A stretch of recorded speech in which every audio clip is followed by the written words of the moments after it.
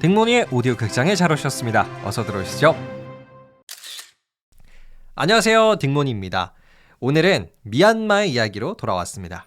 지금 미얀마에서는요, 청년들이 강제로 군대에 끌려가고 있습니다. 아니, 미얀마가 지금 러시아나 우크라이나처럼 어떤 다른 나라랑 전쟁하고 있는 거 아니거든요. 근데 국가적 위기 상황에서나 발동되는 이 강제 징집, 왜 갑자기 미얀마에서 시작된 걸까요? 오늘 저와 함께 미얀마가 겪고 있는 그 위기는 무엇인지, 왜 청년들은 군대로 끌려가야만 했는지 알아가 보시죠. 오늘도 끝까지 함께 해주세요. 바로 시작합니다.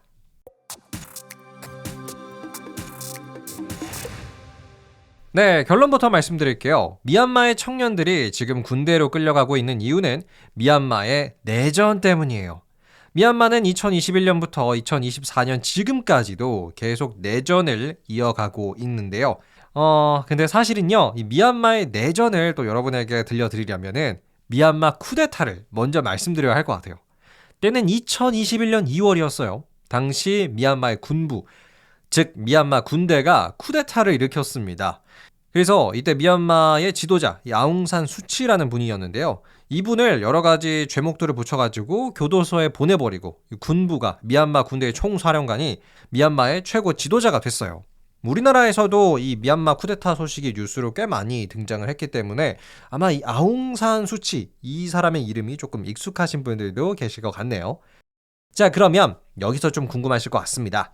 왜 미얀마의 군대는 쿠데타를 일으켰을까요? 여기에는 표면적인 이유도 하나 있고 숨겨진 이유도 하나 있어요. 미얀마 군부가 주장하는 쿠데타의 이유는, 어떻게 보면 이 표면적인 이유는 부정선거입니다. 때는 2020년에 미얀마에서 총선이 있었어요. 지금 우리나라 국회의원 뽑는 것처럼 미얀마가 이때 총선거를 했죠. 근데 이때 뭔가 이 부정선거 의혹이 있었고, 그래서 미얀마 군대가 이 부정선거에 책임이 있는 지도자 아웅산 수치를 몰아내기 위해서 쿠데타를 일으켰다라는 또 표면적인 이유가 있습니다. 하지만 이 이유는 미얀마의 군부가 쿠데타의 명분을 얻기 위함이다라고 분석되기도 하고요. 그래서 진짜 이유가 하나 더 있는데, 미얀마 군대의 권력 때문이에요. 미얀마가 갖고 있는 이 국가 권력 구조는 굉장히 독특하더라고요, 여러분. 군대의 힘이 굉장히 강합니다. 그러니까 군대가 나라의 국방뿐만이 아니라 정치에까지 미치는 영향력이 엄청난데요. 예를 들어 미얀마 헌법에서는 다음과 같은 내용을 법으로 보장해주고 있어요. 첫째, 군대가 미얀마의 상원 의원 그리고 하원 의원의 25%를 지명할 수 있는 권한을 갖는다. 굉장히 이상하죠. 우리나라로 예를 들자면은 육군 총사령관이 국회의원의 25%를 자기 마음대로 지명할 수 있다, 이런 뜻이고요. 둘째도 굉장히 독특해요. 미얀마의 군대는 미얀마 세계 장관을 임명할 수 있다라는 내용도 있어요. 그 세계 장관이란 국방부 장관, 국경개발장관, 내무부 장관, 이렇게 세 개의 장관을 미얀마의 군대가 자기 스스로 임명할 수가 있어요. 이 밖에도 국가 비상사태를 선포할 수 있는 권한도 미얀마의 군대가 가지고 있기 때문에 사실 미얀마 군부는 어떤 국방에서뿐만이 아니라 정치에서까지 아주 어마어마한 권한과 권력을 갖고 있습니다. 자, 그런데 이런 강력한 권한을 갖고 있는 미얀마의 군대가 한 사람의 등장으로 위기를 겪어요. 바로 아웅산 수치의 등장이었죠. 아웅산 수치는 미얀마의 최고 지도자로 올라가면서 국민들의 지지를 받으면서 이 미얀마 군대가 갖고 있는 권한을 조금 축소시키려고 했어요. 법을 바꾸는 것까지도 생각을 하면서 이 군부가 갖고 있는 막대한 권한을 조금 없애보려고 했죠. 그러자 미얀마의 군부는 뭐야? 이 아웅산 수치가 우리를 공격하려고 하네? 그럼 우리가 먼저 공격한다 라고 생각을 해서 2021년에 미얀마 쿠데타를 일으킨 겁니다. 아웅산 수치는 쿠데타 이후에 교도소에 있다가 지금은 가택연금 중이라고 해요. 자, 아무튼 이 미얀마의 군부는 쿠데타로 미얀마의 최고 권력을 잡는 데에는 성공을 해요.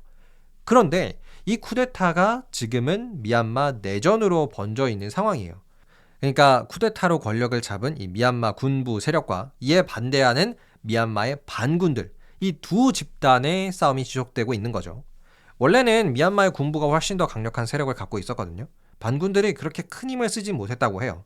하지만 2023년을 기점으로 이 반군들이 힘을 하나로 뭉치기 시작했고요.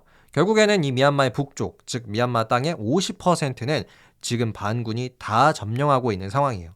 그래서 많은 전문가들이 이미 대세는 반군에게 넘어갔다라고 분석을 하고요. 자, 그런데 이 미얀마 군부가 어떻게 보면 마지막 발악을 하고 있는 게 바로 강제 징집이죠. 나라의 모든 청년들을 군인으로 만들어서 어떻게 보면 반군에게 좀 대응을 해보려는 이 수를 쓰고 있어요. 그래서 이제 미얀마의 청년들이 군대로 끌려가는 경우가 많아졌다고 하는데요. 아직까지는 여성들은 군대로 끌려가진 않았지만 남성들 위주로 이렇게 강제 징집이 일어나고 있기는 한데요. 앞으로는 또 여성도 이렇게 강제 징집의 대상이 될 수 있다라는 분석도 있습니다.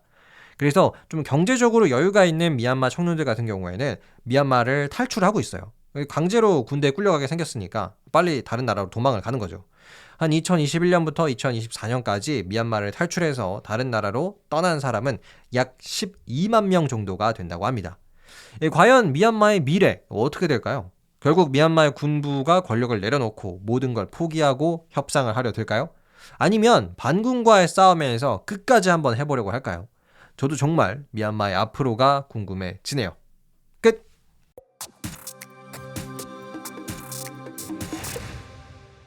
네, 오늘은 여러분과 함께 청년들이 군대로 끌려가고 있는 미얀마의 상황에 대해서 들려드렸습니다. 정리를 해보면요, 미얀마의 쿠데타가 결국에는 내전으로 이어졌고 이 내전에서 승리하기 위해 미얀마 군부가 이런 강제 징집이라는 초강수를 뒀다, 이렇게 정리해볼 수 있을 것 같아요. 여러분은 오늘의 이야기 어떻게 들으셨나요? 저는 정말 많은 나라들이 요새 전쟁으로 고통을 받고 있구나라는 생각을 많이 했어요. 하루빨리 미얀마에도 평화가 찾아와 줬으면 좋겠습니다. 그럼 오늘은 여기까지고요. 저는 더 재밌고 유익한 이야기로 여러분과 함께 하도록 하겠습니다. 재밌게 들으셨다면 구독과 하트 꼭 눌러주시고요. 오늘도 함께 해주셔서 감사드립니다. 그럼 내일 만나요, 여러분. 감사합니다. 안녕히 계세요.